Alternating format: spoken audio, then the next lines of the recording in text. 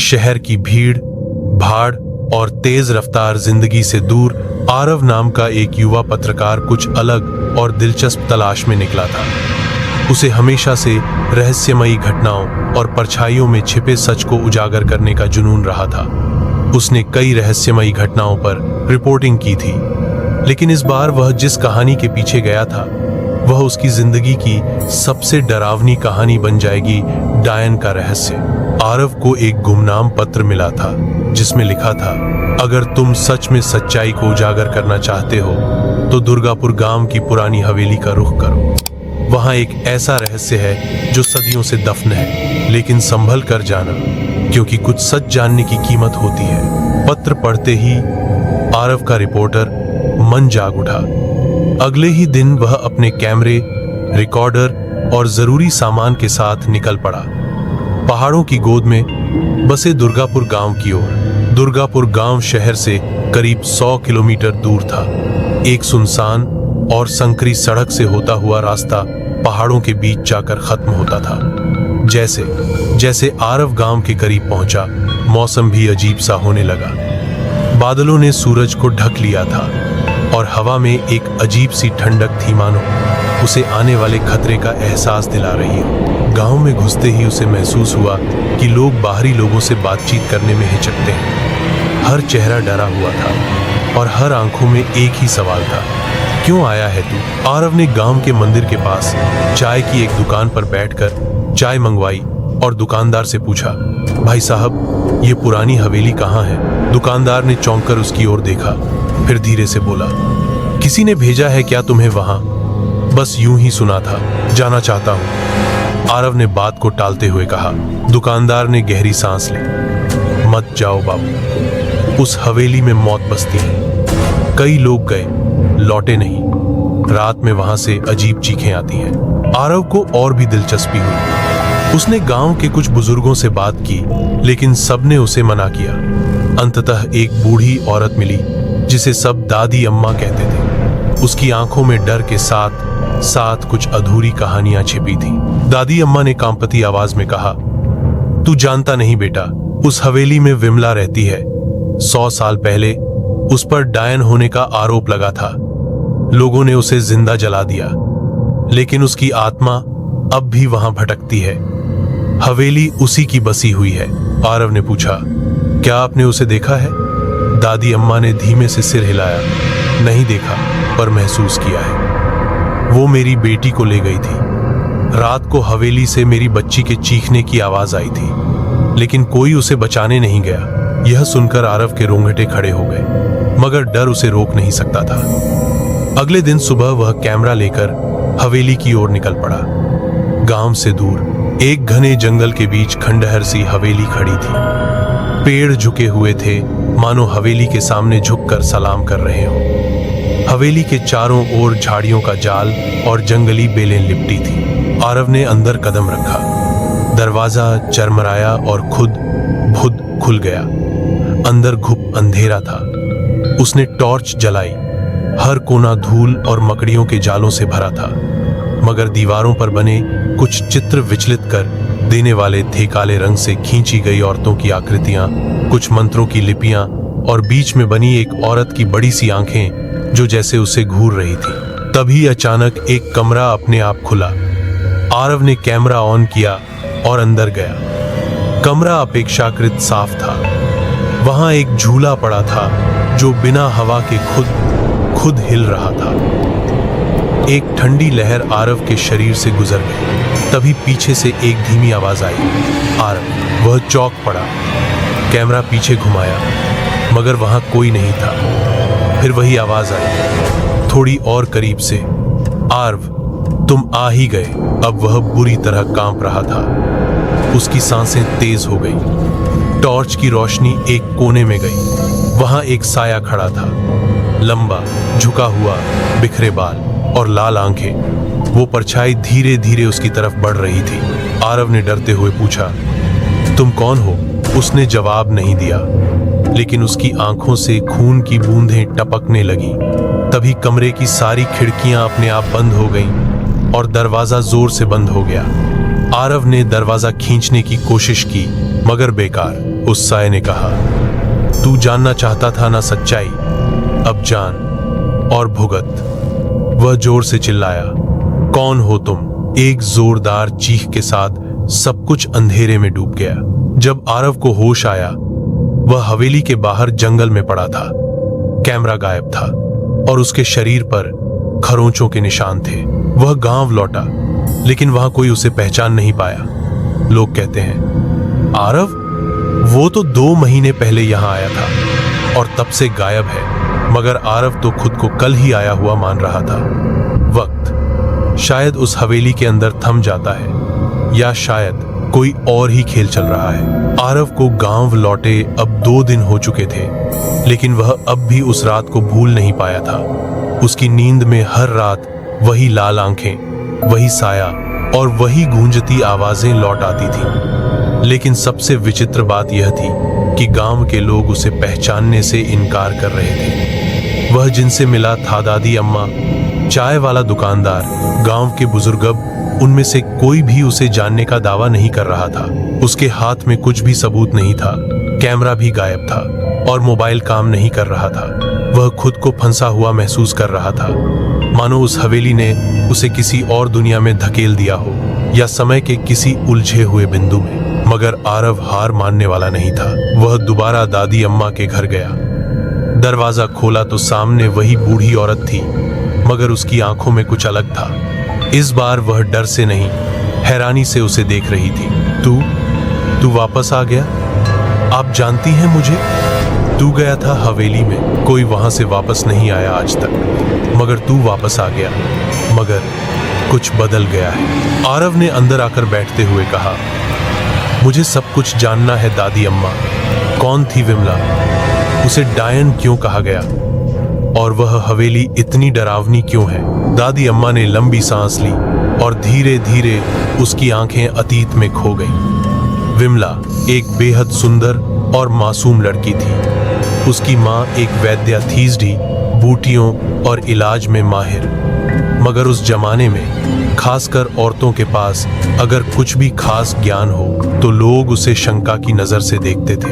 आरव ध्यान से सुन रहा था। विमला की खूबसूरती और माँ की समझदारी ने गांव में कई लोगों को चिढ़ा दिया था। कुछ औरतें जलती थीं, कुछ मर्दों की नजर में वह उनकी मर्दानगी पर सवाल थी। धीरे धीरे अफवाहें फैलने लगी कि विमला काली विद्या जानती है, वो रात को जंगल में जाती है, बच्चों पर नजर रखती है। ये झूठ था? बिल्कुल, मगर अफवाहें आग की तरह फैलती हैं बेटा। एक दिन गांव के एक जमींदार के बेटे की अचानक मौत हो गई। कोई वजह नहीं मिली। लोगों ने कह दिया विमला ने किया। बस भीड़ जुटी। विमला और उसकी मां को हवेली में बंद कर दिया गया और जिंदा जला दिया। आरव सिहर गया। कोई बचाने नहीं आया। हवेली से चीखें, विमला की आत्मा, कहते हैं वो अब भी किसी को ढूंढ रही है। आरव ने पूछा, किसे? दादी अम्मा ने चुपचाप उसकी ओर देखा और कहा, शायद उसे जिसने उसकी चीखें सुनी मगर चुप रहा, या वो जो उसके कत्ल के वक्त वहां था। आरव उस रात के रहस्य को और गहराई से महसूस करने लगा। अगले दिन वह गांव की पुरानी लाइब्रेरी की ओर गया। वहां एक बूढ़ा पंडित बैठा था जो गांव के इतिहास की पोथियों का रखवाला था। आरव ने पंडित से हवेली और विमला के बारे में पूछा। पंडित ने उसे एक पुरानी किताब दी, दुर्गापुर का इतिहास। उस किताब में विमला का नाम साफ लिखा था। उसकी मां रत्ना देवी एक आयुर्वेदाचार्य थी। दोनों ने गांव के कई लोगों की जान बचाई थी। लेकिन जिस जमींदार के बेटे की मौत हुई वह किसी और वजह से मरा था, सांप के काटने से। मगर पोस्टमार्टम तो उस समय होता नहीं था, तो भीड़ ने अपना न्याय खुद कर डाला। किताब में एक चित्र था विमला की आंखों का, वही आंखें जो आरव ने हवेली में देखी थी। पंडित ने कहा, कहते हैं उसकी आत्मा अब भी उस चित्र के भीतर कैद है। जो भी चित्र को देखता है उसे वो अपने पास बुलाती है। आरव ने पंडित से पूछा, क्या कोई तरीका है उसकी आत्मा को मुक्ति देने का? पंडित गंभीर हो गया। हाँ, मगर जोखिम भरा है। तुम्हें फिर से हवेली में जाना होगा और वहां वह मंत्र पढ़ना होगा जो उसकी आत्मा को शांति दे सके। मंत्र क्या है। पंडित ने एक लाल रंग का पुराना पन्ना निकाला जिस पर संस्कृत में कुछ लिखा था। यह है विमोचन मंत्र, मगर याद रखो, अगर मन में भय होगा तो यह मंत्र उल्टा असर करेगा। आरव ने वो मंत्र अपने पास रखा। रात होने वाली थी। गांव में फिर अंधेरा गहराने लगा। दूर हवेली की ओर से हवा में एक बार फिर अजीब सी चीख सुनाई दी, मगर इस बार आरव तैयार था। उसने अपना कैमरा, टॉर्च और मंत्र लेकर हवेली की ओर प्रस्थान किया। रास्ता वही था, मगर अब और भी सुनसान लग रहा था। पेड़ हवा में कांप रहे थे और जंगली जानवरों की आवाजें हवाओं में डर घोल रही थी। हवेली के पास पहुंचते ही दरवाजा खुद ब खुद खुल गया। वही पुरानी दीवारें, वही चित्र और वही अजीब ऊर्जा। आरव ने चित्र की ओर देखा। विमला की आंखें अब भी वैसे ही थीं। उसने मंत्र पढ़ना शुरू किया। विमुक्ताय नमः, आत्मदोष निवारणाय विमला आत्मनम शांतिं कुरु। जैसे जैसे वह मंत्र पढ़ता गया, हवेली कांपने लगी। दीवारों पर बने चित्र हिलने लगे। हवा गरजने लगी। चित्र में से एक तेज चीख निकली और एक लाल साया चित्र से बाहर आया। वह विमला थी। उसकी आंखों में आंसू थे। उसने आरव की ओर देखा और धीरे से कहा, मुक्ति। आरव ने कहा, तुम्हें न्याय मिलना चाहिए, तुम्हारा अपराध नहीं था। विमला की आत्मा कुछ क्षण तक हवा में तैरती रही, फिर एक चमक के साथ चित्र में लौट गई। चित्र में अब उसकी आंखें बंद थीं। हवेली अब शांत थी। आरव ने राहत की सांस ली, मगर जैसे ही वह बाहर निकलने लगा, एक और आवाज आई, धीमी मगर ठंडी, पर जिसने मुझे जलाया उसका क्या। आरव अब तक जितना जान पाया था वह उसके पत्रकार मन को संतुष्ट करने के लिए काफी नहीं था। उसके भीतर एक अजीब सी बेचैनी थी, एक अधूरी कहानी को पूरा करने की तड़प, गांव के लोगों की खामोशी, हवेली की रहस्यमयी शक्तियां और सबसे बढ़कर विमला का साया, सब कुछ उसे वापस उसी हवेली की ओर खींच रहा था। इस बार उसने एक और योजना बनाई। वह गांव के मंदिर के पुजारी से मिला, जिसे गांव वाले तिवारी बाबा कहते थे। बहुत आग्रह के बाद तिवारी बाबा ने उसे हवेली की सच्ची कथा सुनाई। विमला एक साधारण स्त्री नहीं थी, तिवारी बाबा ने गहरी आवाज में कहा। वो तंत्र विद्या जानती थी, लेकिन लोगों ने उसकी विद्या को गलत समझा। किसी ने उस पर झूठा आरोप लगाया कि वह गांव के बच्चों को मारती है। भरे पंचायत में उसे डायन ठहराया गया और उसी रात उसे जिंदा जला दिया गया। आरव की सांसें थम गई। क्या कोई प्रमाण है?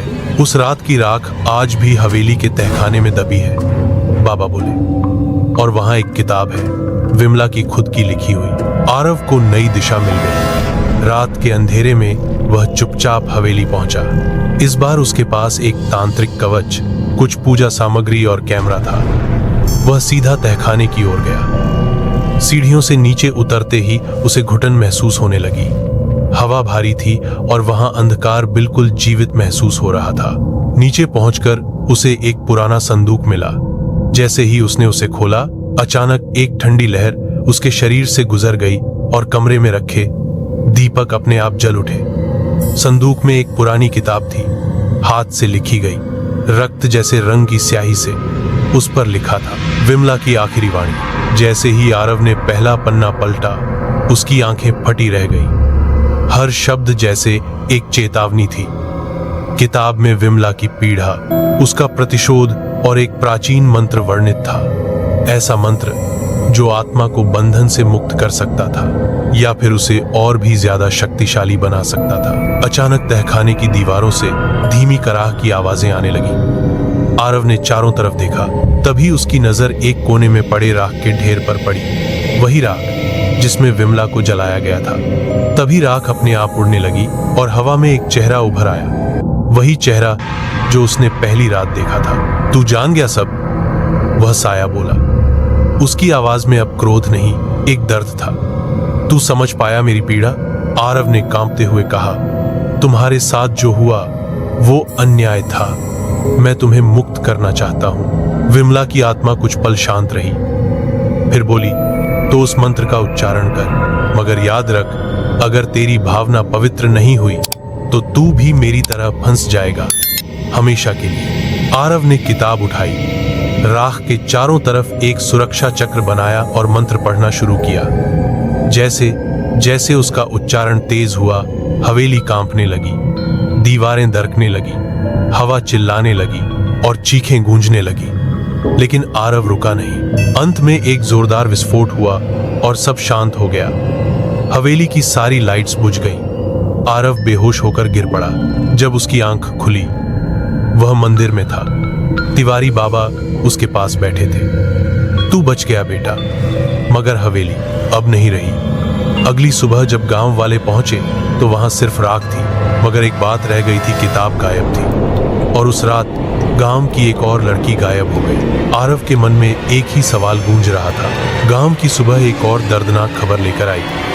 एक 16 साल की लड़की पिंकी रात में रहस्यमय तरीके से गायब हो गई। गांव वालों में अफरा तफरी मच गई। सबकी नजरें एक ही दिशा में उठी, राख में बदली हवेली की तरफ। आरव अब पूरी तरह से इस रहस्य में फंस चुका था। वह समझ चुका था कि विमला की आत्मा अभी भी मुक्त नहीं हुई थी, बल्कि अब वह और अधिक शक्तिशाली बन गई थी। उसके पास अब कोई भी शारीरिक रूप नहीं था, लेकिन उसका असर अब पूरे गांव पर फैल रहा था। तिवारी बाबा ने आरव को बुलाकर कहा, जो तूने मंत्र पढ़ा उसने उसकी आत्मा को मुक्त करने की जगह उसकी शक्ति को और खुला छोड़ दिया। अब वो अपनी पसंद से किसी भी शरीर में समा सकती है। आरव स्तब्ध था। तो अब क्या करें? हमें उस आत्मा को बांधने के लिए उसका वास्तविक नाम और उसकी अंतिम इच्छा जाननी होगी। आत्माएं जब तक अधूरी रहती हैं, तब तक वे मुक्त नहीं होती। इस रहस्य को सुलझाने के लिए आरव ने गांव के पुराने कागजात खंगालने शुरू किए। पंचायत भवन की लाइब्रेरी में उसने 100 साल पुराने दस्तावेज निकाले। वहां एक फाइल मिली, विमला देवी बनाम दुर्गापुर पंचायत 1911। इसमें लिखा था, विमला जो गांव के वैद्य स्व हरिदत्त की पुत्री थी, एक होनहार आयुर्वेदाचार्य थी, परंतु अंधविश्वास और जनमानस की गलतफहमी के कारण उस पर शिशु हत्या का आरोप लगाया गया। पंचायत ने बिना प्रमाण के उसे डायन घोषित किया। आरव को पहली बार यह पता चला कि विमला सच में निर्दोष थी। वह आयुर्वेद और तंत्र विद्या दोनों जानती थी, लेकिन उसने कभी उसका दुरुपयोग नहीं किया। अगले ही दिन आरव गांव के बाहर उस पुराने किले की ओर गया, जहां कहा जाता था कि विमला की मां अंतिम बार देखी गई थी। वहां उसे एक पत्थर की शिला के नीचे एक और पुस्तक मिली, मातृवेदना, जिसे विमला की मां ने अपनी बेटी के लिए लिखा था। उस पुस्तक में लिखा था, मेरी बेटी विमला का एक ही सपना था, गांव की सेवा और अपने पिता की विद्या को आगे बढ़ाना। लेकिन मैंने जो स्वप्न देखा है, उसमें उसकी आत्मा तब तक भटकेगी जब तक कोई सच्चे मन से उसका नाम पुकार कर उसकी इच्छा पूरी करने का वचन न दे। आरव समझ गया, विमला की आत्मा को शांति तभी मिल सकती है जब उसकी सेवा भावना को पुनर्जीवित किया जाए। अब योजना बनी। गांव के बीचों बीच एक चबूतरे पर एक हवन रखा गया। पूरे गांव को बुलाया गया। आरव ने सबसे पहले खुद माइक पर चढ़कर कहा, विमला कोई डायन नहीं थी, वो इस गांव की बेटी थी जिसने केवल सेवा का सपना देखा था। आज हम सब उस अन्याय के लिए क्षमा मांगते हैं। फिर उसने अपनी रिपोर्टर की भूमिका छोड़ एक पंडित के रूप में हवन शुरू किया। जैसे जैसे मंत्र पढ़े गए, हवा भारी होती गई, आसमान में बादल घिर आए और तभी एक तेज चीख गूंजी, मानो आकाश खुद दर्द में हो। आग की लपटें तेज हो गईं और हर दिशा से विमला की हंसी गूंजने लगी। तुम सबने मुझे जलाया था, अब मैं तुम्हें जलते देखना चाहती हूँ। अचानक गांव के कुछ लोग हवा में उठने लगे, बच्चे रोने लगे और औरतें बेहोश होने लगी। आरव ने जोर से पुकारा, विमला, अगर तेरे भीतर इंसानियत बाकी है तो मेरी आवाज सुन। मैं तुझसे वादा करता हूं, इस गांव में अब कोई और बेटी तुझे डायन नहीं कहेगा। तेरी तपस्या व्यर्थ नहीं जाएगी। वह मंत्र फिर से पढ़ने लगा, इस बार सच्चे विश्वास और श्रद्धा के साथ। हवन की अग्नि नीली हो गई। एक क्षण को सब कुछ थम गया। आसमान से एक रोशनी की किरण उतरी और हवाओं में बसी आत्मा उसी में समा गई। फिर अचानक शांति छा गई। गांव वालों ने देखा, वह किताब जो पहले गायब थी, हवन में अपने आप आकर राख हो गई और पिंकी जो गायब हुई थी, वह चबूतरे के पीछे बेहोश पड़ी मिली। तिवारी बाबा ने कहा, लगता है अब उसे शांति मिल गई है। लेकिन आरव जानता था यह अंत नहीं था, क्योंकि अगले दिन सुबह गांव के कुएं से किसी के हंसने की आवाज फिर से आई, वही हंसी जो उसने हवेली में पहली बार सुनी थी। गांव के कुएं से आती वह हंसी जिसने रातों की नींद हराम कर दी थी, अब गांव की सबसे बड़ी चिंता बन चुकी थी। पिंकी की वापसी के बाद भी गांव का माहौल सामान्य नहीं हुआ। हर कोई डरा हुआ था, खासकर वे जिनके पूर्वज उस पंचायत में शामिल थे जिसने विमला को मौत की सजा दी थी। आरव अब इस रहस्य को सिर्फ सुलझाना नहीं चाहता था, वह उसे खत्म करना चाहता था। लेकिन उसके सामने सबसे बड़ा सवाल यह था, क्या विमला सच में शांति को प्राप्त कर चुकी थी या अब उसने एक नया रूप ले लिया है? तिवारी बाबा ने आरव को चेतावनी दी, शांति के नाम पर जो हुआ वह अधूरा था। आत्माएं जब तक अपने क्रोध से मुक्त नहीं होती तब तक उन्हें मोक्ष नहीं मिलता। अब वो आत्मा किसी शरीर की तलाश में है। आरव ने पिंकी से बातचीत की, जो अब तक सदमे में थी, मगर एक रात जब वह नींद में बड़बड़ा रही थी, उसने कुछ ऐसा कहा जिसने आरव के होश उड़ा दिए। मत जलाओ मुझे, मैं निर्दोष हूं, मुझे जीने दो। उसकी आवाज बिल्कुल विमला जैसी थी। अब शक गहराने लगा, क्या विमला की आत्मा पिंकी के शरीर में प्रवेश कर चुकी है? आरव ने चुपचाप पिंकी पर निगरानी रखनी शुरू की। उसने देखा कि पिंकी अब अकेले में अजीब चित्र बनाती थी, हवेली, आग और मंत्रों के चक्र। उसकी आंखों में एक अलग सी चमक थी।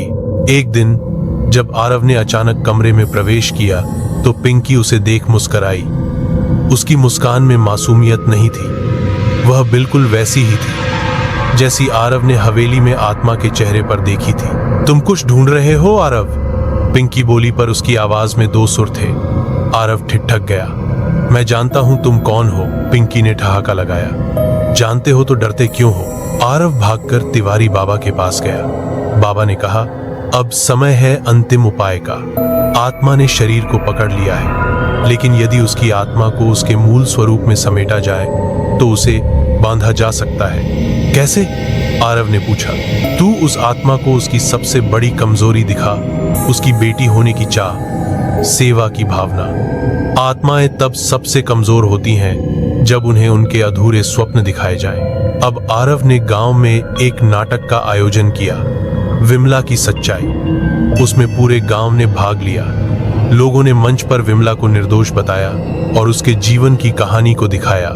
यह सब एक खुले मैदान में हो रहा था, जहां पिंकी भी दर्शक बनकर आई थी। नाटक के बीचों बीच पिंकी कांपने लगी। उसकी आंखें पलटी और उसने जोर से चिल्लाया, ये झूठ है, सब झूठ। फिर उसका शरीर हवा में उठ गया। तेज हवाएं चलने लगी, लोग भागने लगे, लेकिन आरव वहीं खड़ा रहा।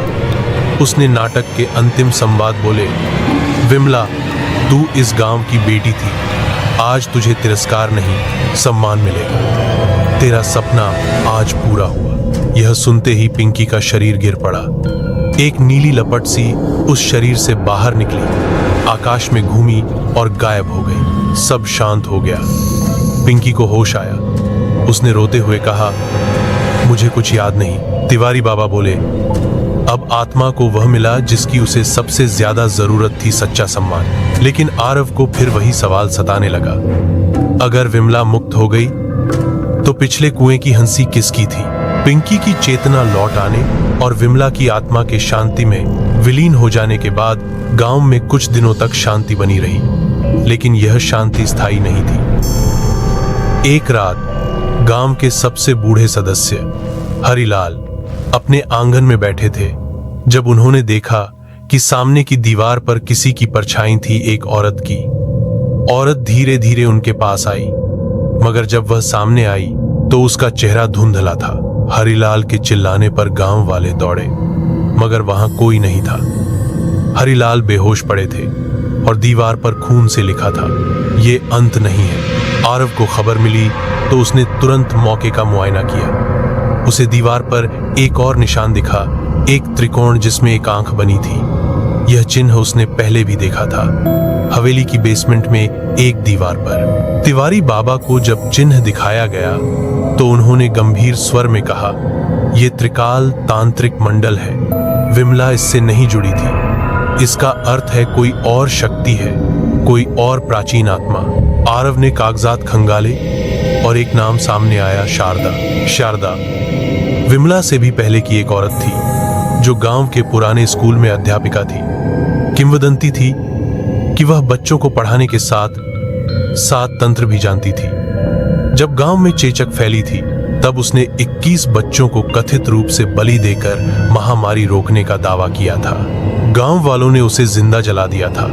तब से वह कहानी दबी रह गई थी, लेकिन अब लगता था कि कोई शारदा को फिर से जगा रहा था। आरव ने स्कूल की पुरानी इमारत का रुख किया। वहां अब खंडहर था, मगर जैसे ही वह अंदर गया उसे हर तरफ बच्चों की हंसी सुनाई दी। मगर वह हंसी मासूम नहीं थी, वह डरावनी थी। एक कमरे में एक पुरानी काली किताब मिली, शारदा तंत्रम। किताब को छूते ही आरव की आंखों के सामने अंधेरा छा गया। उसे दिखा एक औरत जो अपनी आंखों से खून बहा रही थी, बच्चों को घेरे बैठी थी और तंत्र पढ़ रही थी। अगली सुबह गांव में एक बच्चा गायब हो गया, राहुल। उसकी मां पागल हो गई। अब गांव में डर दोबारा गहराने लगा था। तिवारी बाबा बोले, हमने एक आत्मा को शांति दी लेकिन दूसरी को जगा दिया। यह आत्मा सिर्फ प्रतिशोध नहीं चाहती, यह अपने अधूरे कर्म को पूरा करना चाहती है, बलिदान। आरव ने अब ठान लिया, अब नहीं। इस बार न कोई बच्चा मरेगा, न कोई और आत्मा उठेगी। मैं इस कहानी का अंत करूंगा। लेकिन क्या वह शारदा की उस तांत्रिक शक्ति से भिड़ सकेगा? क्या वह उस किताब की शक्ति को उलट सकेगा? गांव में राहुल की गुमशुदगी के बाद हर ओर खौफ का माहौल था। माता पिता अपने बच्चों को बाहर नहीं निकलने देते थे।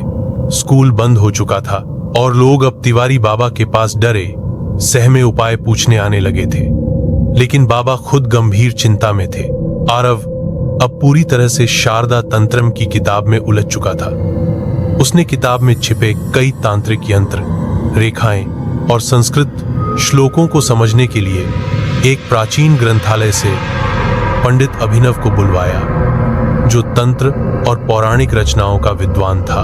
अभिनव ने किताब को देखकर कहा, यह सामान्य तंत्र विद्या नहीं है, यह अवशिष्ट आत्मा तंत्र है, जिसमें आत्मा को मोक्ष देने के बजाय उसे विशेष उद्देश्य से इस संसार में बांधने की प्रक्रिया होती है। मतलब? आरव ने पूछा।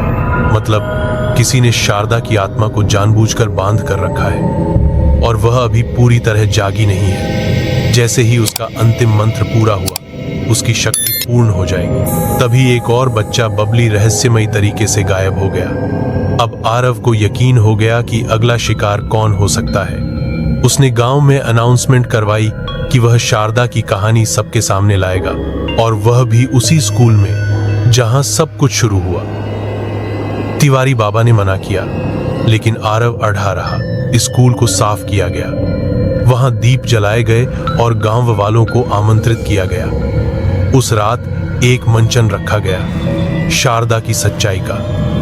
नाटक में दिखाया गया कि शारदा को गलत समझा गया और उसकी आत्मा अधूरी इसलिए है क्योंकि उसे दोषी बनाकर जलाया गया, जबकि महामारी की असली वजह गांव वालों की लापरवाही थी। नाटक के दौरान अचानक एक तेज चीख गूंजी, दीवारें कांपने लगी और मंच पर बैठी कलाकार लड़की अचानक हवा में उठ गई। उसकी आंखें लाल हो गईं और गला बदल गया।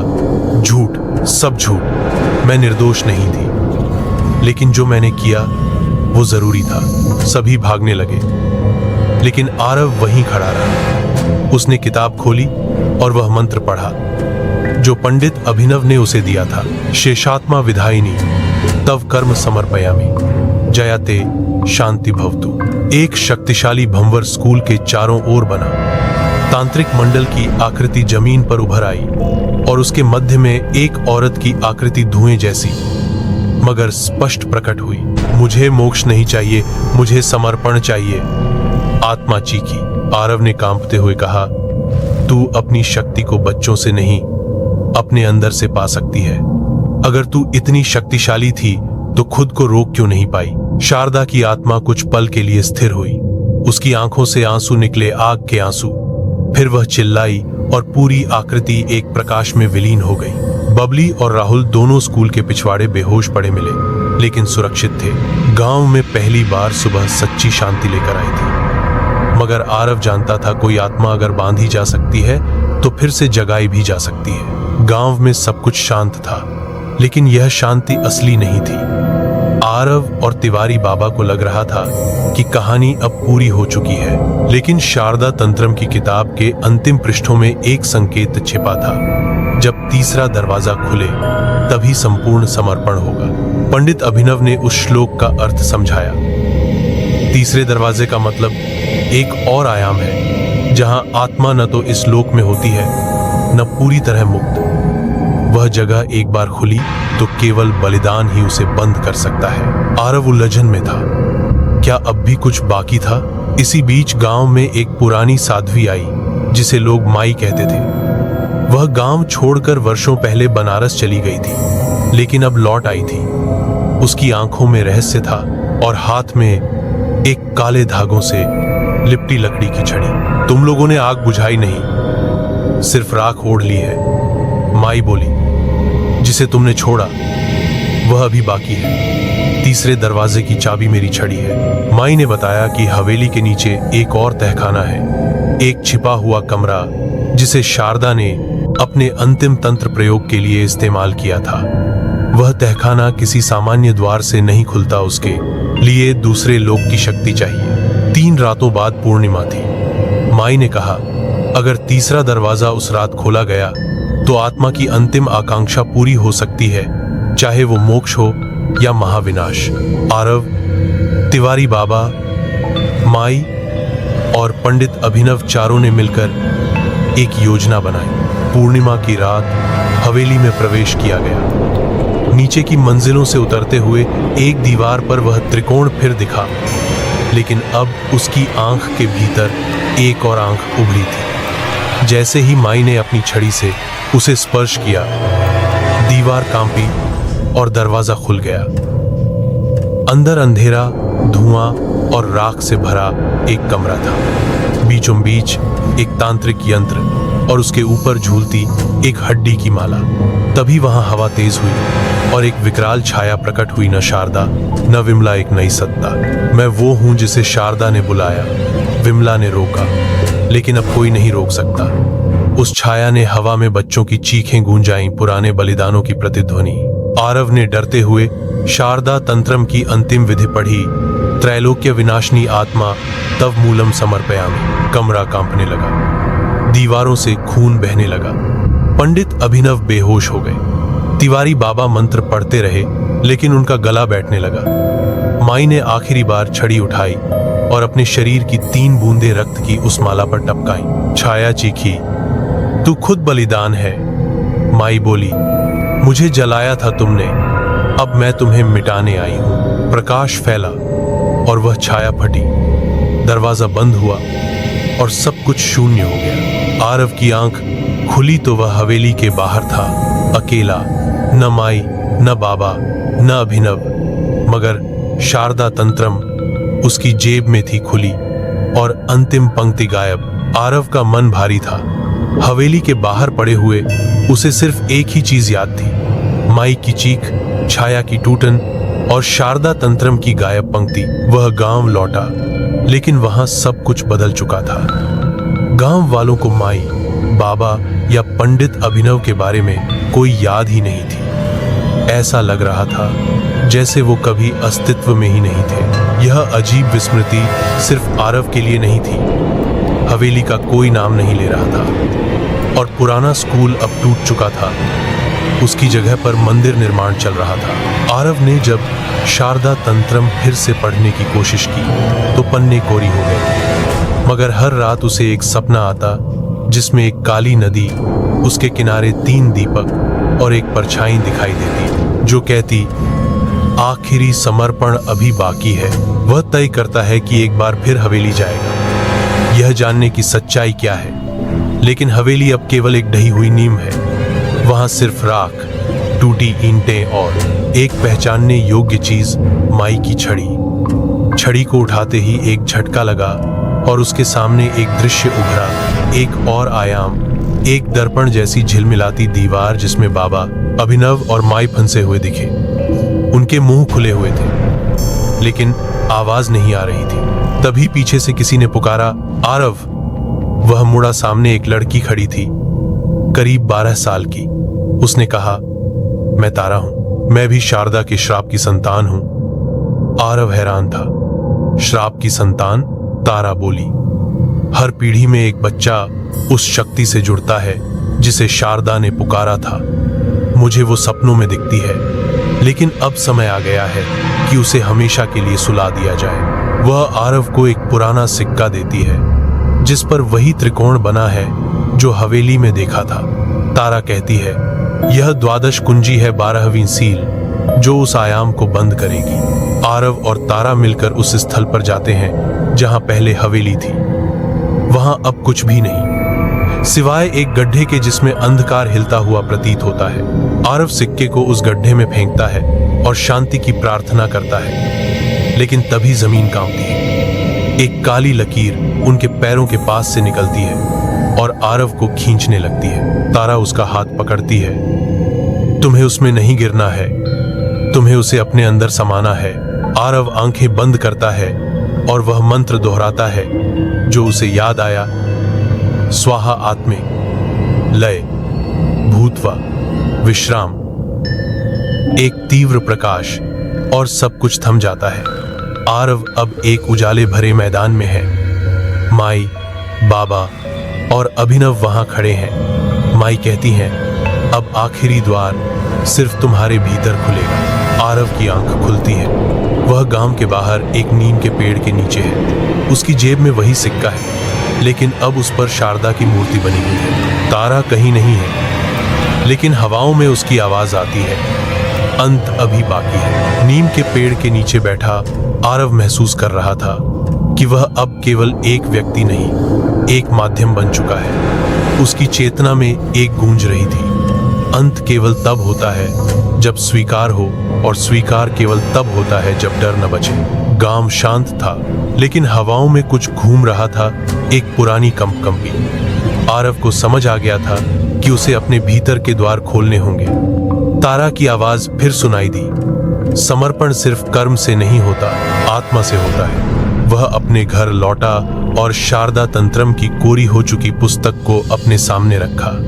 जैसे ही उसने आंखें बंद की, किताब के पन्नों पर शब्द उभरने लगे।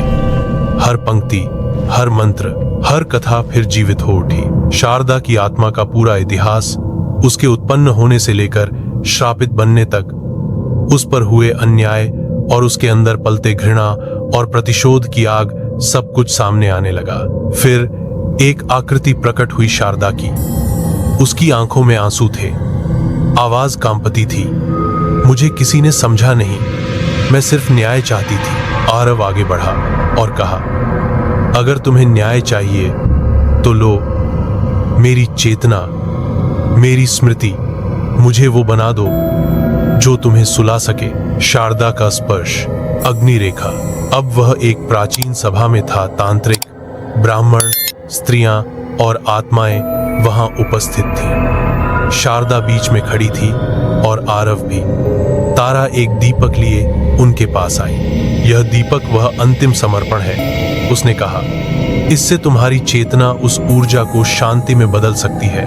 आरव ने दीपक उठाया, शारदा की आंखों में देखा और कहा, तुम अब आजाद हो। दीपक से एक लपट निकली और शारदा को समेट लिया, लेकिन इस बार वह चीखी नहीं, मुस्कुराई।